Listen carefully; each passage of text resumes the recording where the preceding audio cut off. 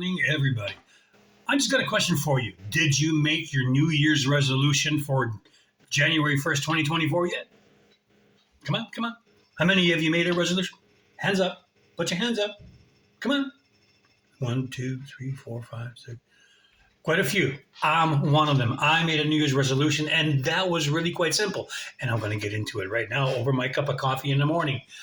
I made the resolution of telling the truth, of exposing the war criminals of the world.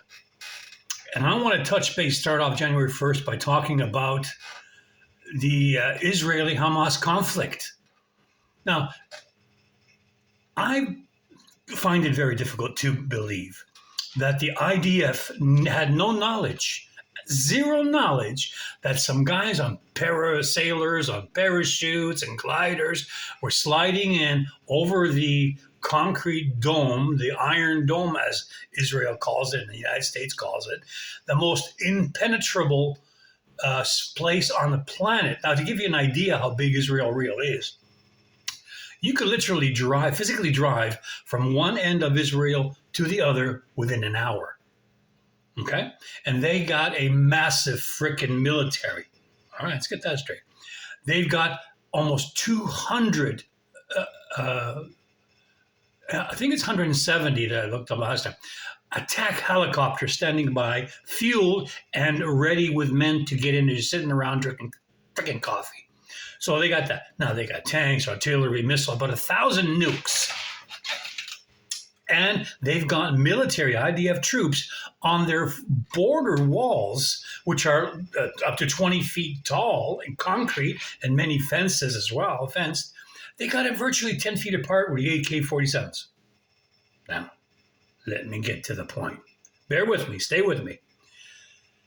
These guys in parachute, the Hamas, as they call them, the terrorists, Israel claims, and the United States claims, the mainstream news media claims that they just floated in and they came in without any knowledge of the military sources.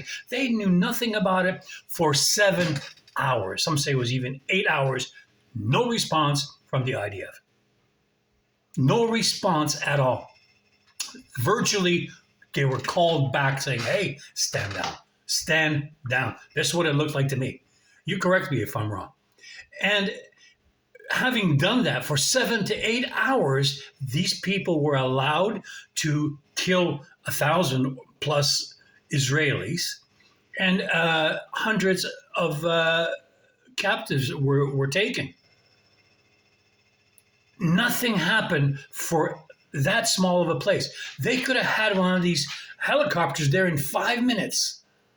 Problem solved right at the wall when they had the big bulldozer bulldozing it down in the fence. You're telling me they had no clue? They didn't know?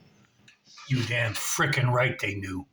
They knew damn well, and they allowed it to happen. Now, I'm not saying Israel created Hamas, but they sure as frickin' fudge cake, they backed them financially. They gave money to Hamas. They wanted Hamas to take control of the political movement in Gaza so they could have an excuse. So in other words, they created another 9/11. You remember that, 9/11? The false flag, how it was set up and staged? This is freaking staged. Correct me, anybody, correct me if I'm wrong. Come on, I dare you, correct me. Because anybody thinks that the IDF did not know anything about this assault hours, days, or even months in advance, my question to you is, how many experimental shots have you taken?